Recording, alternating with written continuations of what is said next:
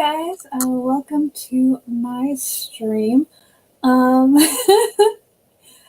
it's a Wednesday. I believe the term is Wednesday, and I'm just really happy to stare into a camera for you all. I like to vamp a little bit at the top of the show so people can join in. I always feel like um, we always like hit the numbers I want in terms of the audience, but sometimes it takes a second for people to remember that the show is happening and that they should tune in. Um, Kat says now Rachel Edelman is in the building. Kitchen, this is true. This is all of my shows take place in the kitchen, in the darkest, most work camp like corner of my kitchen. As you see, it's absolutely bare. And it happens here because this is where the desktop lives, and moving the desktop would just be too much of a travail, so we don't do that. Let's see how we're doing for viewers. Guys, let me just gonna remind my followers to watch me. Let's see, we're gonna quote tweet. Guys, can you see this? Can you see this when I do this? There we go. I'm live. We're gonna let's pull this up.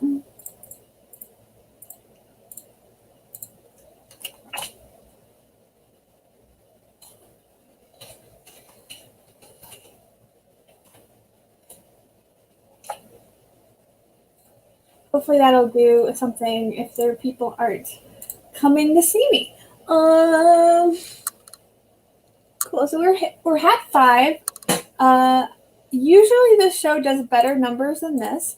I think it's because either the basketball game is every on top of mind. I know people love sports, and I like that they like things. So it could be the basketball game, or Donkey Lane's new show ate up all the notifications, which meant that no one's here is left for me, which is fine. It's fine if no one watches me. I don't, I'm strong.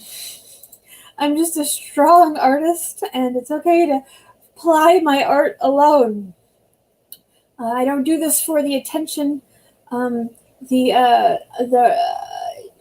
pleasure receptors in my head don't spark off like July 4th fireworks every time any person pays attention to me. That's not how my brain works. And I'm sure, however my brain does work, it's with dignity. Let me just check the viewers again. Up to 7. Cool. So, Kit says, sports are still happening. Yes, they are. I believe it's an important basketball game tonight. The Celtics versus the Raptors. I could not have raised my voice higher enough at the end of that syllable to demonstrate my uncertainty. Kat says, you are a strong artist. Thank you. I think that I am strong. Let me know if you need help with a move. But yeah, I feel like my audience really does not always stay if there's a show before mine, which is fine. I know Donkey Lane is an experience, and you need time to towel off after. So I feel no resentment toward those middle-aged men who may or may not be making my audience smaller. It certainly doesn't form sort of a tributary into a larger river of resentment toward men or those who are older than me by 10 years. None of that is what's happening. Kit says towel off is right. Kit says you are a strong black woman. That's categorically untrue. Let's see how we're doing for audience. We're up to 8. We're up to 8 audience members. I really can just vamp. You think I can't vamp? Do you think that I have not had a rich background in hosting a show where the improvisers who were meant to be on stage did not show up or are scrambling to get to places on time, I can vamp like no one in this business that we call a show, sirs, ladies, and heroes. So that's this is a little bit of that. We're up to 9, which I appreciate. We're almost to double digits, which we're going to tell our showrunners they have to hit to remain on the channel soon. Just a little bit of TMB studio lore. Matt's like, cut the feed, cut the feed. This stuff's all internal. Why would you make it public facing? For the thrill of it, Matt. Because I'm lacking the thrill of a double digit audience. Hetty says, do you have any tips for joke writing? Hello, Hetty. Yes, of course. The first tip I have for joke writing is to remain calm and not be filled with anger, because anger only leads to bad jokes. It mostly leads to you tweeting Trump is bad over and over and over and over again in various this will be the one that makes him good or go away. Everyone's just like, I'm just like one angry post away from fixing this whole fucking mess. And to you, I say, I enjoy your enthusiasm, I enjoy your optimism, and I enjoy the way that you are unbent by the cruel wheels of time. TMB Series says, I have no power. And Pfeiffer says, Orange Man bad. Yes, Orange Man bad. Comparing Trump to other presidents is like comparing the Orange Man to the Apples man. Apples men. They're all rotten.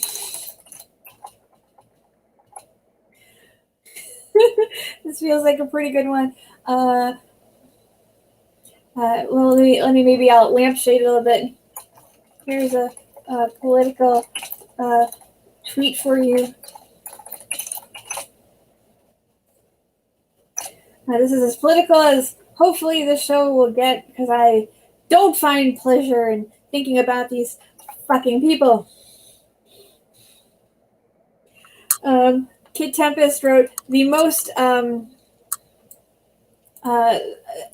concerning opening of a comment, which is, speaking of Trump, I'm like, should I even continue reading that comment? But I will, because you've taken the time and energy to watch me.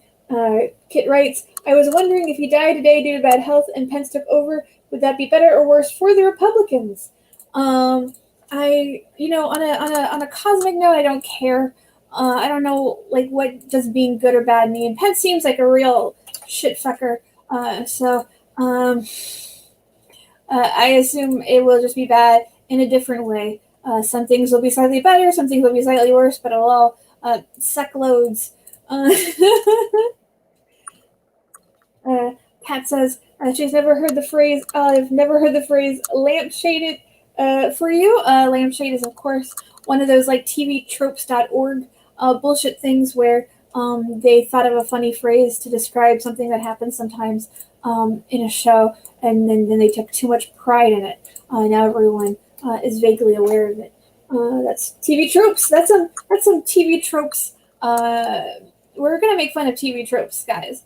TV tropes.org is a wonderful site where nerds got excited to name phenomenon that happen in books and movies, then force us to use them. Use their cursed nomenclature. Pfeiffer, thank you for subscribing with Prime. Those at home, you are able to subscribe, I believe, through Amazon Prime. If you have an Amazon Prime account. Is Amazon evil? Yes. would Jeff Bezos make the world a better place simply by failing to exist anymore, or finding a canoe and simply rowing until he was no longer a part of our economy? Of course. That said, if you do have a Prime account, please use it to subscribe to our channel. We like the money, and we will use it to give ourselves monitors with fewer spiders on them. Thank you so much, Pfeiffer.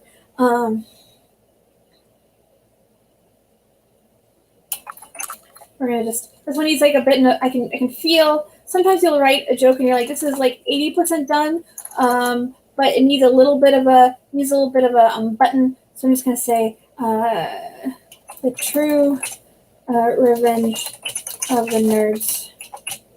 And it's like fine. That one's fine.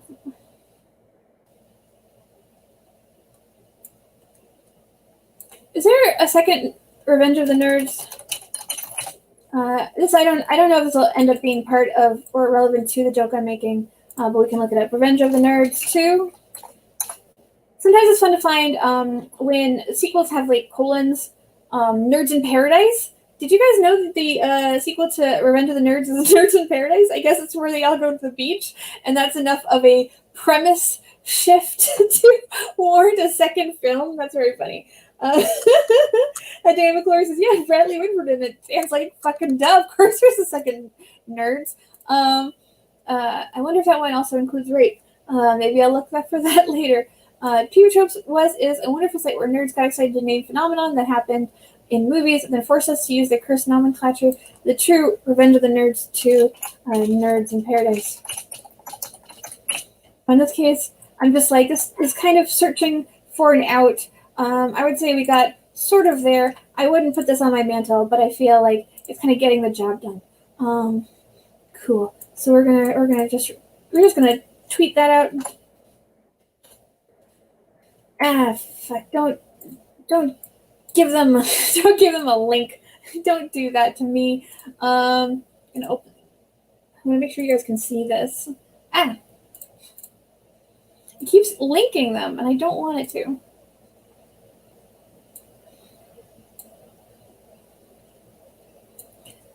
I have to blow my screen so you guys can see it, and then I get very like disheveled about where I am.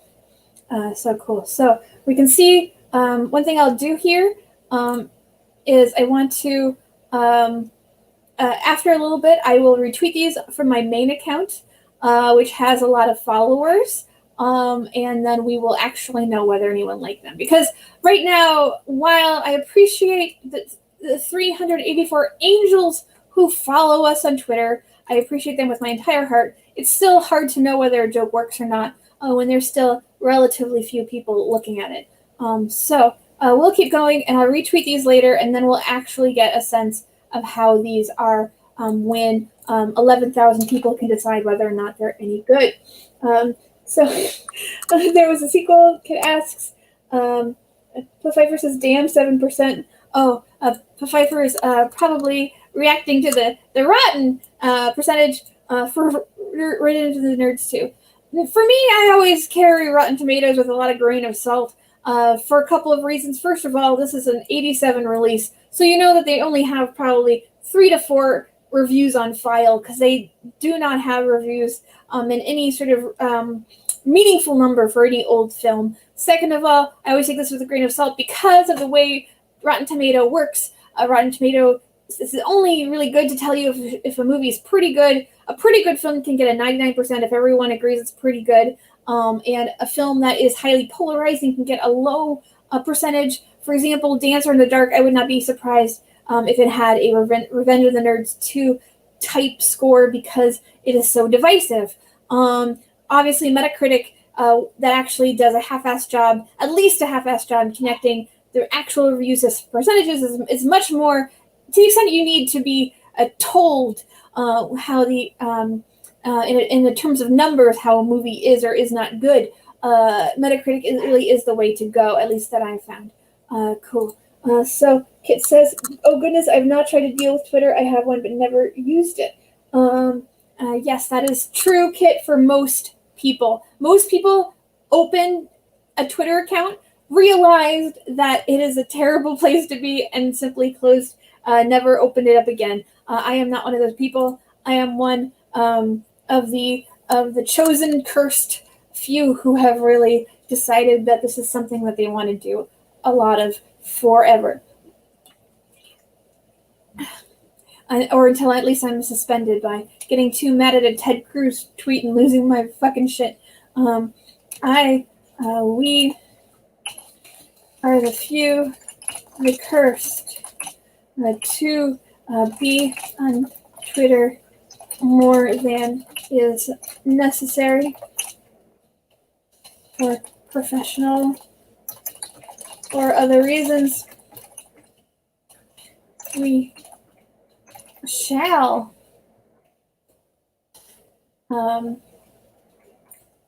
delight in the rewards of heaven. A second season of Pushing Daisies. I've actually never seen Pushing Daisies, but the other day everyone was like naming shows that they miss, and Pushing Daisies like kept coming up. So it feels like a good punchline for like what would be like a shitty reward in heaven that would still feel pretty good to the person who earns it. So let's just do another one. Let's post this motherfucker up. Let's go to the chat. Vid Not Dave says, it took me 3 times to not immediately delete my Twitter account. Dr. Love Truffle says, if you get too close to Twitter, it's hard to escape like a black hole. That's true. Pfeiffer says, Twitter is a lot like the Gate of Truth in Full Metal Alchemist. Also true. If you're an anime fan, that Gate of Truth, I actually am a little fuzzy on exactly its nature now that there's some time between me and watching that show. But I believe it's the reason why everyone had to turn into metal and lost their arm and eventually got sucked into an alternate dimension. It's very complicated, but it is a terrible place, which I feel is the gist of that comment. Kit says, I must still be outside the event horizon. That's true. Dr. Love Shuffle says, I thought it light broke you if you used it. Yeah. Matt, after the first show I did on this channel of this nature, of this format, Matt's like, you don't have to read every single comment. And so when I read every single comment, know that I'm doing that absolutely not intentionally contrary, but mindfully contrary to the expert opinions of people smarter than me. So just know that I'm doing it because it's compulsive. And also, I just really want to recognize that you're all here watching me do this. We're up to 10 viewers, which I think of right now, considering there's a basketball game on, and the fact that I'm the second show tonight, which I'm fine with, to be a personal victory, a personal spiritual victory. Cool, let's do some more tweets, guys. Personal and spiritual victory is like a fun phrase. I'm not sure. It was just something that I said right now. Sometimes you just have to listen to yourself, and sometimes a interesting idea sort of rises from the ether. I don't know necessarily that my ether is sometimes you have to wait for inspiration. A wonderful idea may emerge from the ether when our ether is not forthcoming. We fire 2 to 5 warning shots. So that to me is just like a fun joke about being creatively inspired and driven, and how sometimes you really have to shoot the inspiration out of the water, so to speak. Cool, let's post this one. I think this one came out pretty good.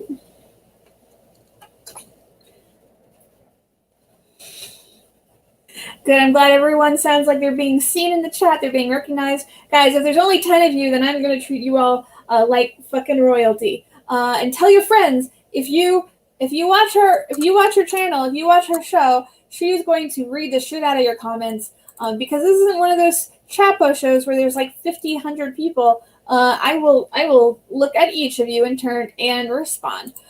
Cool. So I believe now it's time. We're gonna. I said again that we don't really know how these tweets are in terms of quality because it's really hard to gauge when no one can see them. So we're gonna retweet some shit right now. There is some sort of like bullshit. There's some sort of like drama going on in my mentions. I will say, oh, cool. I will delete this after you see it. But there are problems with the sound, very scratchy, and I can understand you that well. Also, this is what is showing on the screen. Cool. So that is supposed to be what the show looks like. Are you guys having not vision problems? Are you guys having hearing problems? Should I get my microphone? I can get my microphone. I didn't use it today because I was lazy and I didn't hook it up. Dr. Love Truffle says it's okay. Hetty says it sounds fine. Everyone, sorry, Zuzu. I'm gonna respond to Zuzu. Can you try reloading it? We're just gonna see if Zuzu is perhaps the one at fault because my big fear is putting the microphone in and then nothing working. I feel like sometimes when you try to fix a problem, it gets worse. So I try not to fix a problem unless it's really recognizable as a problem. Loaf says, I like the keyboard typing ASMR. Cool. As long as you're all having fun, with the exception of poor, sweet Zuzu. Cool. So I can't tell if anyone likes these, so we're going to retweet them and see if they land with a 10,000 to 11,000 audience.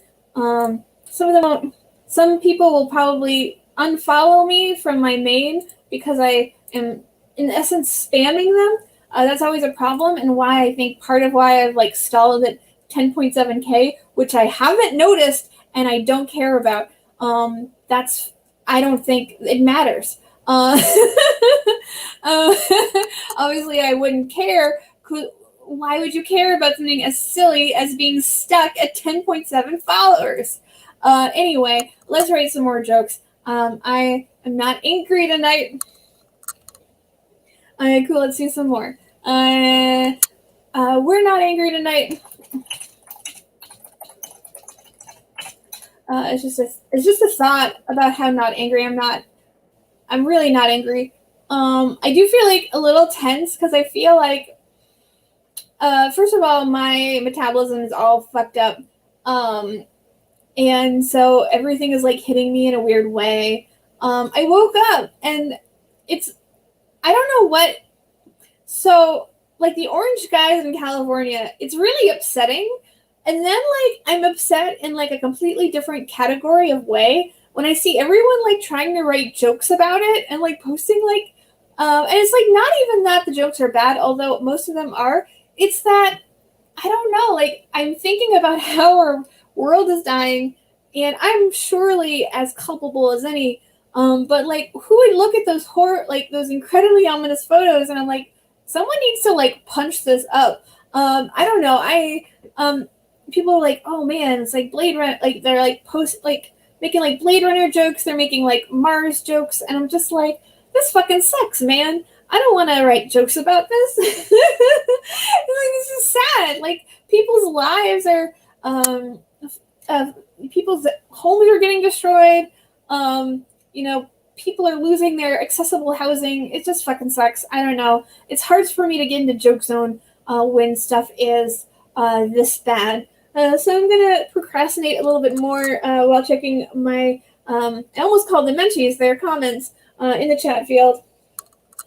Loaf says, do you think followers care that they are retweets versus original tweets on main account? I think that everyone is a little bit different about what they like and what they tolerate. I do think that it seems, for me, intuitively, it seems more spammy to retweet someone else a bunch of times than to write your own tweets. It just has that sort of spammy like thing going on. It's a vibe. It's a je ne sais quoi. That's my personal feeling. But again, people respond differently to stimulus, so you can't ever truly generalize about this stuff. Um, oh no, Dr. Love Truffle, there are fires all around your hostel. I'm so sorry. That sounds so frightening. Being surrounded by fires sounds like a horrible experience. I'm not. Sometimes you have to write through something. I think that like sometimes you can make a joke if you start from a place of empathy. I don't know if there's any punchline or anything that's recognizably a punchline in this thought. But for me, as long as you guys are watching, we can kind of workshop that together or sort of undergo that process together and then just kind of see what comes out. Because sometimes I feel like even if I don't end up posting it, it's good to explore these feelings and thoughts, even if it's through sort of a posting mode, a sort of social media mindset, and you can explore them that way. That's one way of exploring them. If you, for example, have a hard time finding a therapist and network, that's something you can do. Lisa says, "Oh, I love seeing a joke writing process that doesn't involve waking up at 2 a.m. in a cold sweat." Yeah, I am lucky in that I write so constantly that it's rare that I hold any particular idea for a joke to be that precious. People will always say I have the best idea, and then they'll post it, and it'll strike me as fine. I think most jokes are fine. Some of them are a little stronger, some of them are a little weaker, but I think our sense of what a great joke is when we are writing it doesn't always match up to people's responses to it. So for me, that helps lower that weird, panicked, excited anxiety about it. So being surrounded by fires sounds like a horrible experience. We've only been surrounded by the fires we've started.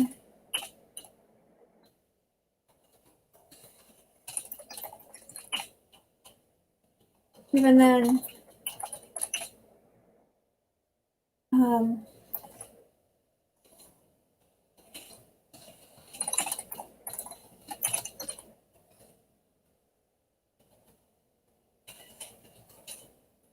we are doing thoughts and prayers to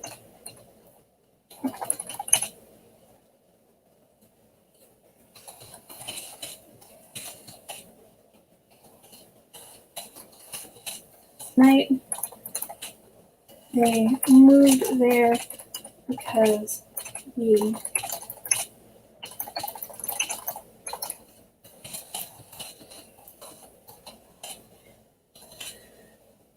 So this is a twirly joke. This is a curly joke. I think it plays whenever there's a moment of tragedy or difficulty.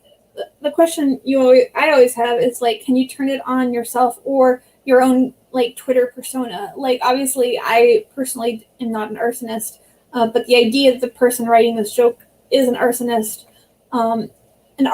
who is sympathetic about fire and who actually caused them to be in California in the first place. I think there's enough lore there that it sort of pulls away from the real tragedy and is conversant with the tragedy while not making fun of the people enduring it. That's my justification for the joke. I don't know if that is what people experience when they read it.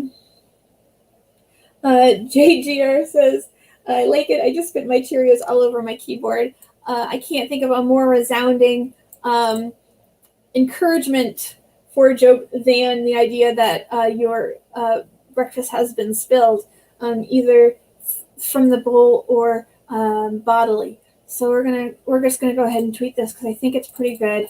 I don't feel like a rising shame in my throat when I consider it put into the public sphere.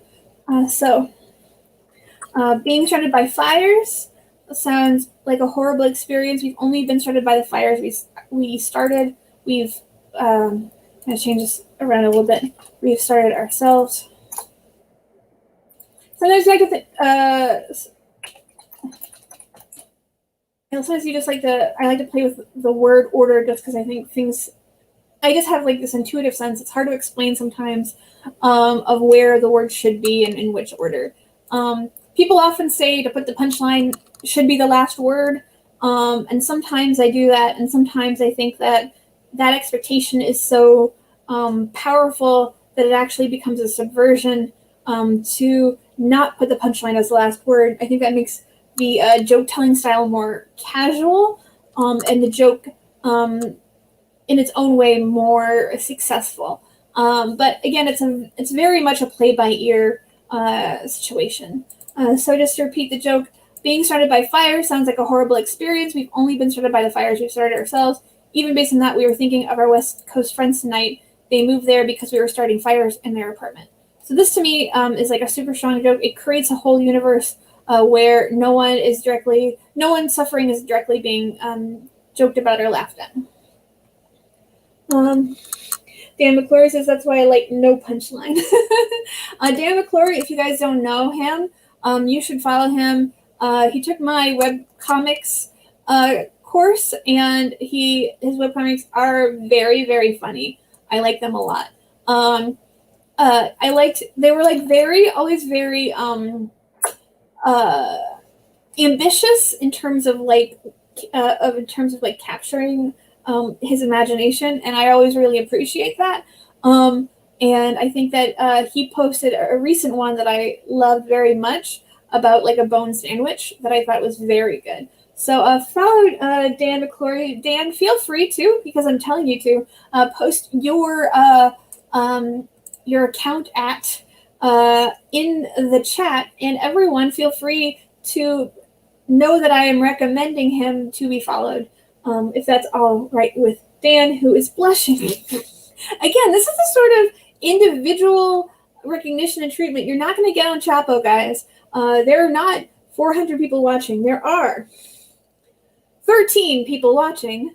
So, for that reason, feel free to watch, because I will try to give you all the attention that you want, or in some cases may not even be expecting that you want. And certainly if you don't enjoy it, tell me so. Alyssa says, I would love to see some bone content. Let's see if I can actually, we're going to take a slight detour. We're going to just see the bone. I'm going to see if I can find the bone comic that Dan made earlier that I really liked. We're going to show you guys all how I look for things. So this is Dan's account. If you're not on Twitter a lot, one easy way to search is knowing whether or not there's a picture in the tweet.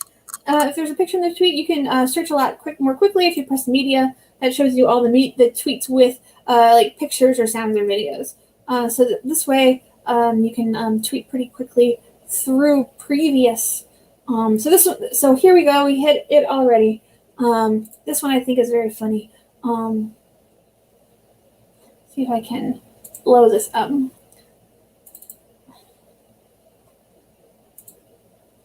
Will it not let me blow it up? So, so it says, I love how it's so charred on the outside, yet the meat is still juicy and flavorful, and the choice to use poblano for the garnish inspired. Thank you so much. Cool. So this guy's like eating. He's like a judge or a guest judge on some sort of cooking show or cooking competition. Really good at establishing what we're looking at. Second one is, so this is a blank skeleton burger. One to let me in on the thought process. Well, they say write what you know, so I know bones. So what'd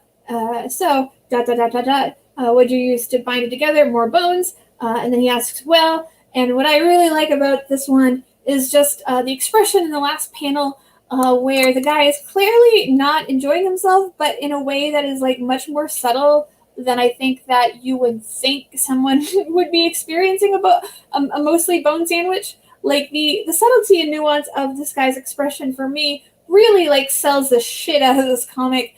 And again, if you're not following Dan, why not? He's right here. He's watching, and he's on Twitter. He's Dan McClory. It's MCCLORY. Am I doing this because I'm procrastinating on writing? Because I'm always afraid of writing? Absolutely not. That would be stupid. Why would you even bring that up as an idea? Uh, other things, Dr. Love Truffles is also the best way to see if they tweet nudes. I'll be honest. The easiest way to tell if a Twitter account tweets nudes is if they have a sexy lady as the avatar, and their first post is just a 40-second snippet of pornography. I get porn accounts following me on a fairly regular basis, and it's really funny how there seems to be absolutely no censorship of that stuff whatsoever. You really can just post videos and pictures of people fucking on Twitter, and basically I don't know what I think you can't write the word porn, but I think Twitter's absolutely grotesquely bad at filtering anything that's not text. So I think if you just post without text that are just fucking, I think the Twitter moderators or whatever they're called, I know they're janitors if you're on 4chan. Guys, did you know that 4chan has moderators? It blew me away when I found that out. Dr. Love Truffle says sex workers have their own corner of Twitter. It's wild. That's true. I'm obviously. Hopefully everyone knows that I'm very pro sex work. And it should be decriminalized. I don't know. I'm not sure what the difference between legalization and decriminalization is. I just know it's important. And if you're a politician, you get them confused. You're a fucking idiot. I myself cannot describe the difference. But one day I will look it up and then I will be able to argue the point. Cool. Other things to think about for jokes. Alyssa says,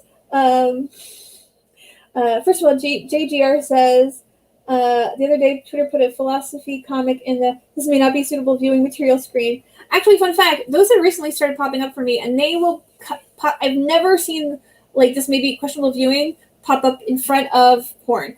It's always been a completely banal image, and so their algorithms are just completely useless in those terms. Lisa says there's really got to be some middle ground between Twitter and Tumblr that doesn't screw over sex workers. Dr. Truffle says, right? But Fiverr says pivoting to a porn account to increase my followers. All those things are, I encourage all of those thoughts and am supportive of them. Cool, let's do some more. Now that we're on this, nude posts. So one thing you can do is you can sort of think of a phenomenon for writing jokes. You can often just think of a phenomenon when we see nude posts, which is just building off the phenomenon of the fact that you do see nude posts. And then you can decide what would be an interesting way to respond or an interesting way to build out the scenario with a response nested in there. When we see nude posts, we think immediately about the time we lost our clothes in an industrial accident. I'm just thinking of what would be a funny reason to be nude.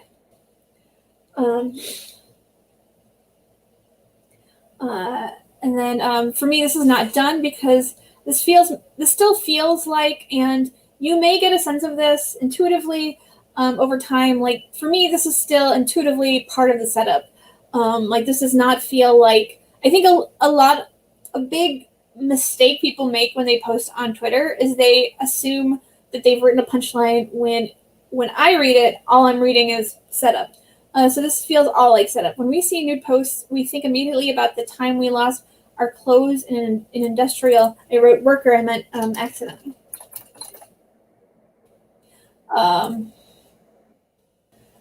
Then you can think about, for me, my next instinct is to see if I can bring it back to sexiness. That industrial accident was, and then you guys think about how do I make, so I've turned a sexy idea, nude post, into a non-sexy idea, some sort of industrial disaster, industrial accident. How can we get back to the concept of sexiness? So the industrial accident had to be sexy. We lost our clothes in an industrial accident. That accident was noted by the New York Times as one with as among the top 10 sexiest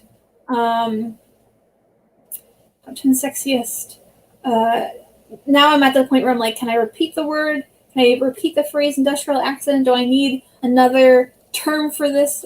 Do I need like a larger category? Is among the top 10 sexiest OSHA violations or top 10 sexiest disasters, top 10 sexiest. So now I'm stalling, so I'll just check the chat again. Checking the chat for me is such a joy because it's like I get to talk to all of you and also I get to stall. Dan McClure says, do they censor curse words? To my knowledge, they don't censor you unless Twitter censorship is really funny because it's often, if not mostly, weaponized, by which I mean you could write something totally banal, but if somebody is your enemy on Twitter and they can like get a lot of people to report you, you can often get kicked off anyway. Whereas if you write a bunch of curse words and weird shit, if no one's reporting you, then you're usually fine. So basically it's like completely depends on the personalities involved. Loaf of the Wonder Bread says, oh my god, OSHA violations. Dr. Leftover says, yeah, why is OSHA violations so funny? The word OSHA is a very funny word. As among the top 10 sexiest OSHA violations of all time. For me, OSHA violations is not the same thing as an accident, so I'm struggling a little bit. The OSHA is among the top 10 sexiest harbingers of OSHA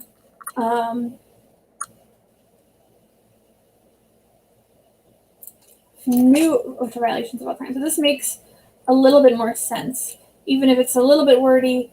I often end my tweets feeling like that's fine. That's anyone who's watched the show before will know that I often feel like that's oh crap. I'm still on my personal account. Let me get back on the account I should be tweeting from, which is the 2MB Studios account. When I first did the show, Matt's like, why don't you write on your own Twitter, on your personal? And I'm like, it just feels like it feels right to post on the 2MB account during this show. Because it feels like it's a 2MB show, so this is all sort of implicitly the property of 2MB Studios. So here's the joke. Let's see if it plays while I say it out loud. I like to say them out loud as long as I'm talking. When we see a new post, we think immediately about the time we lost our clothes in an industrial accident. That accident was noted by the New York Times as among the top 10 sexiest harbingers of new OSHA violations.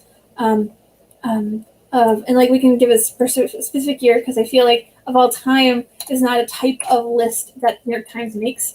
They might do like a 1994. The 90s I think are a really funny year. They're like just old enough.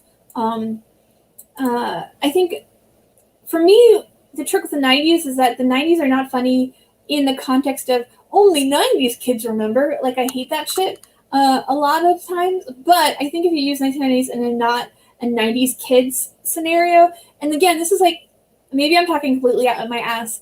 A lot of this is just gut stuff. But for me, non-90s kids related 90s references just feel funny to me. They just feel like they're just far enough in time. I think that as the 90s get older, they'll start to feel like too old. They'll start to just feel like part of like the great fog of the past. But everything that's just having like the recent past, I think is funny because it feels like a separate category from the present and the distant past. And I don't know if I'm making any sense here, but I feel like the past is funny because it's less. There's status that comes with the present. Everything is real. Everything, the people who are in charge are still in charge. Everything has this high status by virtue of it being presently motivated and presently activated. The recent past has a power in its memorableness. You can remember the recent past, but it's lower status in terms of nothing. The people in charge during that time are no longer in charge. The things that were true then are no longer true now. So everything feels a little bit more absurd when you place it in the recent past. Then the distant past is sort of its own thing. While it gets even less true, it loses the buzz of a recent past joke because it just starts to feel less specific. The 40s and the 50s, they, intellectually, they're different decades, but in terms of like that intuitive feeling, I think you start to lose that like sense of specificity that's like emotional, that's like intuitive. So for me, the recent past is a great place to put jokes, punchlines in general, because it has the specificity and the vibrancy of a present day joke, but also sort of the funniness of like, aren't we glad that certain certain things, certain ideas, certain pop culture are no longer in their on their pedestals as they were, and doesn't that make them a little bit absurd and funny to reference? So that's my very long spiel about jokes about the past. Which, by the way, I didn't know I even had a rant like that in me. That's what's part of what makes this show cool. So when we see nude posts, we think immediately about the time we lost our clothes in an industrial accident. That accident was noted by the New York Times as among the top 10 sexiest harbingers of new OSHA rules of new OSHA policies. The policies just like a little week of updated OSHA policies of 1994. I think just like the fact that the punchline is just feels very bureaucratic, has that bureaucratic gist. I think it hits even if I'm not always happy with my choices of individual word choice. Like sometimes I'm like, if I were smarter, I'd know what to call this. But you have to work with what you have. And in my case, I have a very wet, round brain. So we just have to go with that. Chris Post, you see him here. He's a very funny stand-up. His tweets tend to be very borderline depressive. I don't know who Kyle Lowry is. I assume he's a basketball man. Just drained a 3 on my ulcer. I don't know if that gave him, if he's one of our guys, if he's one of their guys, if draining an ulcer is good or is it bad. It's funny how 7 words can put you into so many different states of confusion. But I'm assuming that if you know sports, the rest of it sort of clicks into place like a jigsaw puzzle that assembles itself spontaneously. Cool. Again, I like to take a break from talking. Right now, I'm just like not even procrastinating, although I am still doing that, so much as taking a break from talking and sort of giving myself a chance to check the comments again. Liz says the 90s are hilarious because they're the only decade where no one was naked the entire time. Listen, that is funny. JGR says, who was naked for all of the 2010s? Reality stars? Nudity is very funny. Nudity is obviously a perennial. It's something that is, even during the apocalyptic wastelands, which we will all, if we are lucky or unlucky, inevitably tread, nudity will still be a thing. So you can always kind of lean into nudity. I love the word nude and nudity, I think, are great words because they connote nakedness without making it instantly sexual. And I think that's a really fun playground to play in. Just sort of the childlike, innocent aspects and categories of like nude humor. So we can try some, I would call these like PG to PG-13 jokes now, like some lighthearted nudity jokes.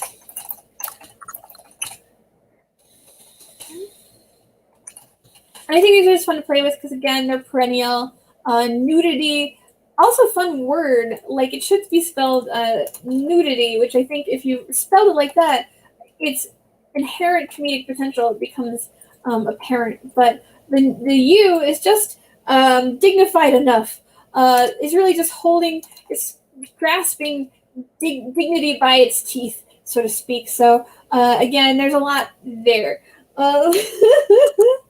Cool. Let's see. I want to check how many people are watching. It's gone up. Cool. We're up to 16. So we have clawed our way back from an inauspicious start. Hello, 16 people who are watching. I know there was basketball. I know that this is the second show of the night. That all sort of grabs at and pulls at my audience, like the way Cinderella's stepsisters may have pulled at her first dress before she gets the second better dress. To use a reference that only 90 kids will. No, that's stupid. I feel like Cinderella is like an old as shit. I feel like it's 50s. I want to say it was produced and released in the 50s. But just to keep going, lighthearted nudity jokes. I'm just gonna X David's like, want to be in QAW? And I'm like, I'm literally doing a show. David Thomas is another refugee of this current moment. He's a very funny man. And I will respond to him as soon as my show is over. Who favors his famous 90s film Cinderella? Lighthearted new jokes. Cool. So the first thing we're going to do is we're going to decide collectively we're not going to make fun. If we do make fun of junk, we are going to refer to it as the privates. The worst thing about being nude, and so we're just kind of, this is more almost like setting up the guidelines. This may end up being a joke, but sometimes it's not always clear when you're writing whether what you're writing is a joke or just your own personal notes for the joke you're about to write. It can really, the line between instruction and demonstration can really blur at this point. The worst thing about being nude is the flaunting of one's privates. It's always just fun to talk about these things in like kind of highfalutin language. I love pretending I'm like a British, what's it called when you are when you take care of a child, a governess, like a British governess, and you're speaking sort of highfalutinly, and then you can kind of get away with more, or you can get away with at least different things. The worst thing about being nude is the flaunting of one's privates. Those should be a private affair. There should be a secret affair between your. And you don't want to make it into like a priest joke because I don't really want to. I'm like, ugh. One problem with the Catholic Church is that you can't make jokes about them because what they do is so bad that you just end up feeling bad. So that's just one of the many reasons why that situation is terrible. Often I'll like say stuff and I'm like, this is the worst thing I think I've ever said. But that's part of the joke writing process. You do have to, gently tolerate your worst self to pull from them the bits of jewels and coins you need to pay out your next joke. But anyway, back to the joke. The worst thing about being nude is the flaunting of one's privates. Those should be a secret affair between your, and then like two things that.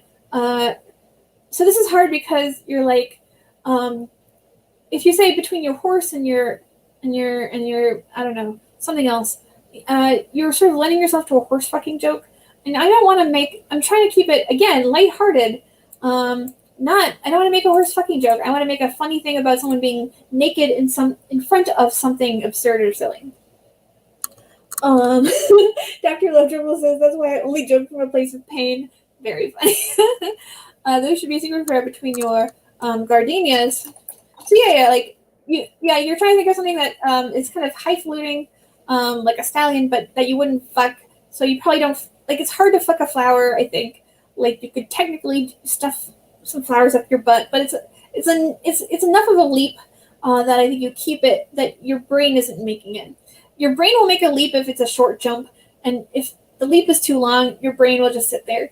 So you're looking for concepts, or you're looking for a punchline where the brain will decide to not make that jump to like the hypersexual version of this joke. So the worst thing about being nude is the flaunting of one's privates. Those should be a secret affair between your gardenias and your deed to the mansion.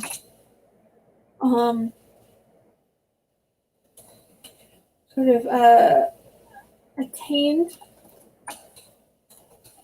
after the mysterious death of your great uncle. This one's like a fun. This is one I would almost call like a genre piece because it feels like very like British aristocratic in nature. Like you're almost like in a genre. You're in like one of those what are those called? The Merchant Ivory films. Sorry, I should take some water. It feels like a genre piece when you write it. We're gonna tweet this right now, see how it goes. I feel like it's basically done. How's everybody hanging out in the chat? You guys are good? You guys are having a good time? 14 viewers. Oh no, I lost 2. Damn it. The worst thing about being nude is I thought when I had 16 viewers, I was writing a high, and now that I have 14, do I still have 14? I am just shooting down. I also have less than 14 because I am also watching my own show because that's the easiest way for me to read the comments while I am sharing screen. So knowing 13 guys, where have people gone? The Celtics lost. Oh no, but so my impression that they haven't lost the series. They're still in the series. They just haven't won it. Like for me, that's fine. I'm like ultimately, I think what people really want is just as much basketball as possible, just to distract. I think all the series should go to 7 games. Even if someone's winning, they should just keep going. It was Game 7. Does that mean they lost the series? I don't know. I hope that I'm not so curious that I like look to find out. I'll look to like find out after the show. This is still a show. So the worst thing about being nude is the flaunting of one's privates. Those should be a secret affair between your gardenias and the deed to the mansion, which you received after the mysterious death of your great uncle. This is good. I like it. I like anything that is like absurd in premise. You're just like that leads to a ton of questions that the joke refuses to answer. I think if you leave 1 or 2 questions, you want to answer those. But if you lead to 100 questions, it's much funnier to answer none of them. Again, we're talking about what's funny, what's not funny, and again, mileage varies, but in a small corner of my brain, I'm pretty sure I'm mostly right. Just let them all keep playing some fun games together. Lissa with the great solution. Just let them have fun. Just let the basketball players keep playing. Sports is a great unifier. It unites the people who love the triumph. I don't want to put triumph of the will. Triumph of the human will. Triumph of the will is too Nazi, even though it's what I want to mean. Sports is a great unifier. It unites the people who love the spirit of competition with the people who need no one to enter their kitchen during their visitor show. This one is autobiographical. My dad said, what a great coincidence your show is right when the game is. I won't bother you. Not all of these. I try not to like do like meta or self-referential jokes because I feel like first of all they're weaker, and second of all I can't, like, if you guys are watching me to get us an idea of what jokes work, I feel like those are less helpful. I do like let myself write meta jokes or self-referential jokes occasionally, just because I think that's like a little treat to myself because they are a little bit easier to write and to sort of orient myself with. Oh no, did I freeze? No, I'm back. Am I back? What's going on? Cool. As first is great. Here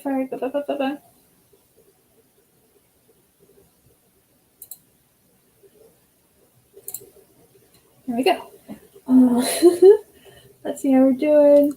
Live 14, back to 14.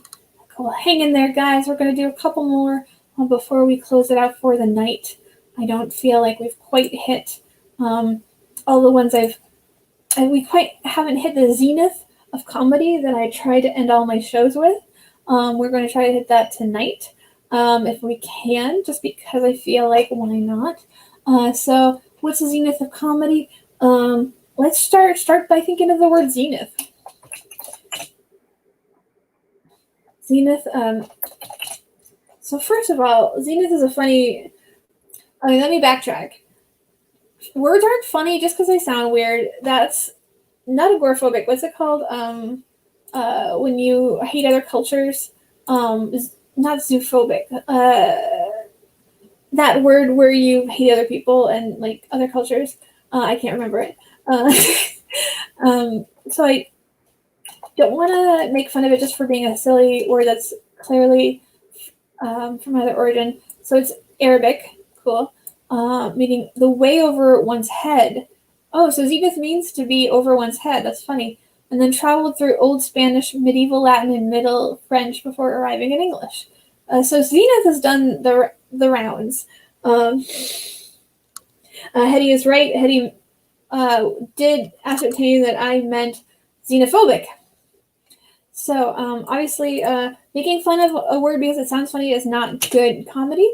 But sometimes you find out that words have like interesting histories, which may or may not be exploitable for comedy, or that you may not find comedy in. But it's kind of fun to know about that stuff anyway. So zenith also reminds me of zeitgeist. Zeitgeist is also Arabic. None of this is helping me write the joke. I'm stalling, but I do think it's fun to know. So zeitgeist, that sounds more German to me than Arabic, but we're about to find out.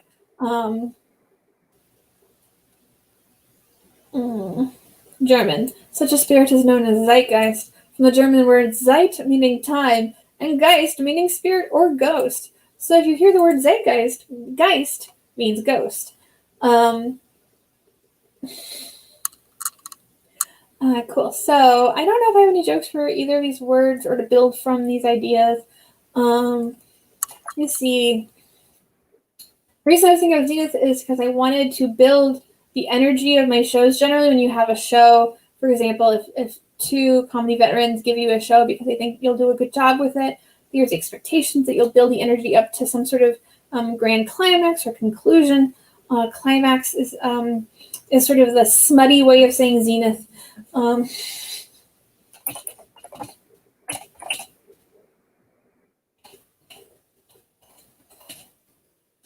Climax is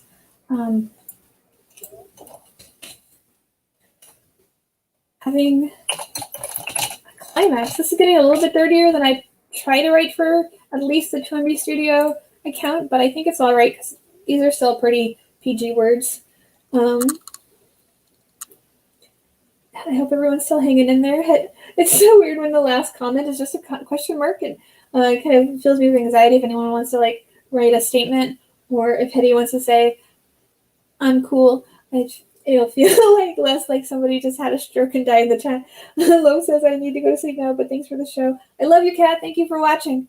Thank you all for watching, especially Kat, and especially the rest of you. I don't know why I said especially.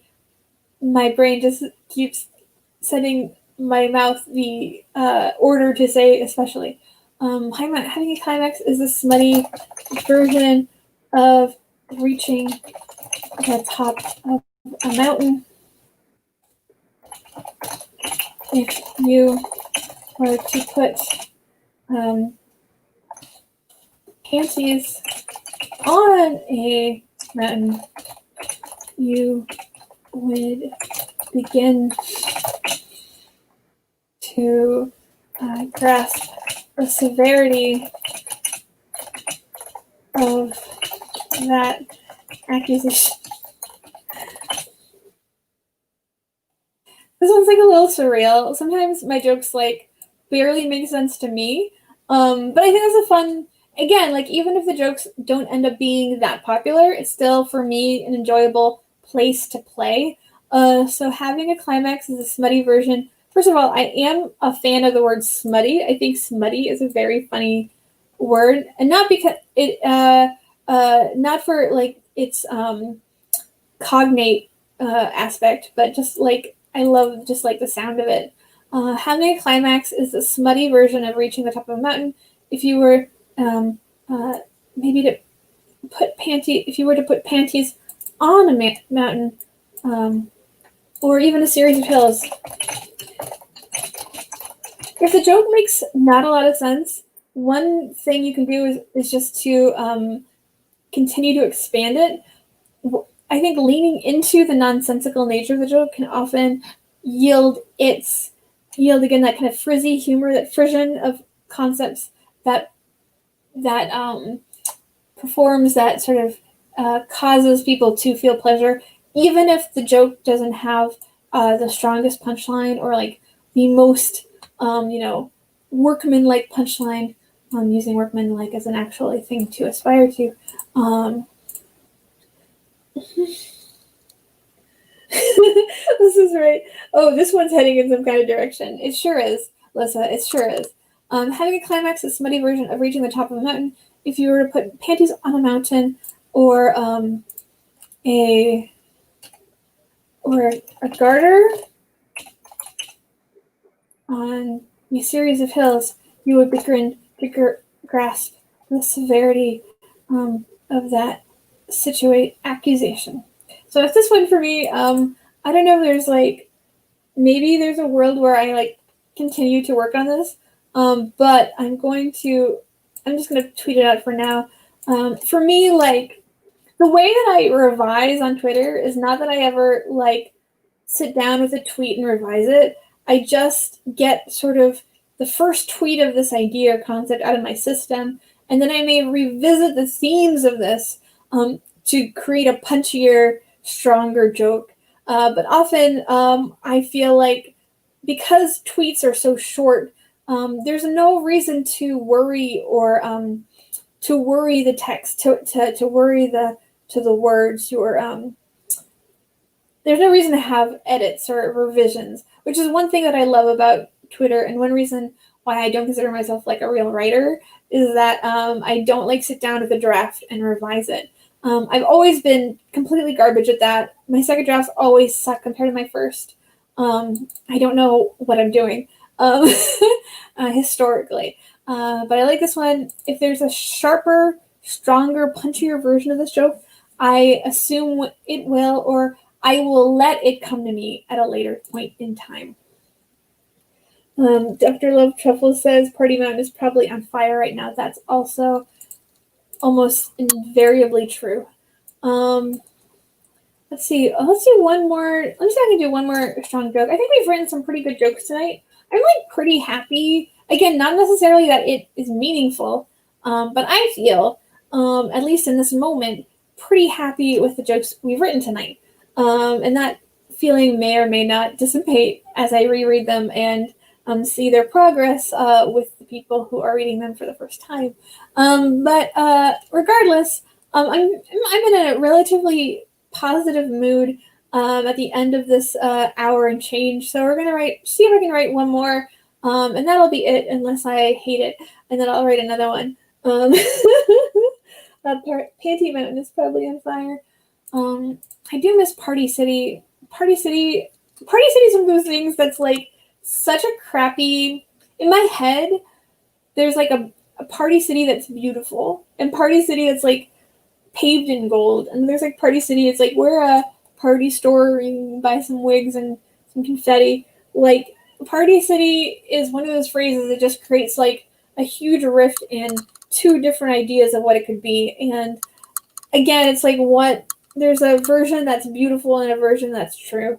I feel like that describes a lot of things. So let's just do one more for the road. Dr. Lip Triple says little massively unreasonable expectations. You really do think the words Party City, I feel like you should really work to earn those two words together. Maybe that's enough of a tweet.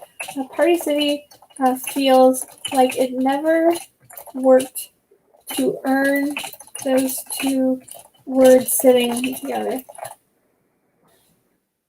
Diana Clory says, one time I said, let's go to Party City in an improv scene, and the other person did not know what I was being literal. Yeah, Party City, man. Hashtag never grow old. It does feel like it really should belong to something else. Cool. I think this one's pretty good. Again, it really depends, on your familiarity with Party City as a concept. This one is less of a joke and just more of a strong opinion, which others may relate to and therefore treat for all purposes like a joke. What's beautiful about posts is that they can be a joke and they can also just be a strong opinion people agree with, and those both can be successful. Cool. So it's 10:13. That felt like a pretty good way to end it. Whoa, sorry. Sometimes I forget that you get into the matrix when I look at myself in StreamYard. The last thing I'll ask you guys to do before we head out is one thing I promised. This was one of the things that frustrates me about myself. I promised myself I would do a particular thing, and then I failed to do it, which is you may have enjoyed this show. I hope you did. You may feel like, God, if there was like a thing I could do to give back to the world or the community or like just to others after having enjoyed this nice thing or this thing that at least didn't disappoint me compared to my expectations for it. And for in that case, feel free to, I'm trying to find it. Where did it go? There's too many things. I'm trying to find, there was a GoFundMe. I think it's here. So this wonderful seeming, obviously I don't know them, but these guys seem really nice, and they lost their home to a wildfire, and they're just getting money, like 2.5K is like not that much for a GoFundMe. I've been on a lot of GoFundMes, but they're just like, we need to like make sure our baby has diapers and stuff because we lost our everything. So what I'm gonna do is gonna see if this works. I'm gonna put this in the way this usually works is I'm gonna put in my Google. Just ignore my email because I have to. The way that I get my phone and my desktop to talk to each other is I just actually, you know what? I'll just put it. No, wait. This is easier. Sorry. Go here, and then I'm just gonna do this thing where I go into my own drafts. Just 1 second.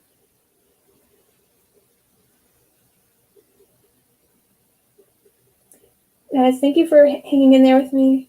I'm just gonna put it into the chat. And feel free to, the link deleted, damn it. Oh God, we were so close to getting there. Anyway, you know what? I'm gonna post this. Actually, what I'll do is I'll post this on Twitter, which I probably should have just done at the start. I'm gonna post this on Twitter. If you enjoyed this show,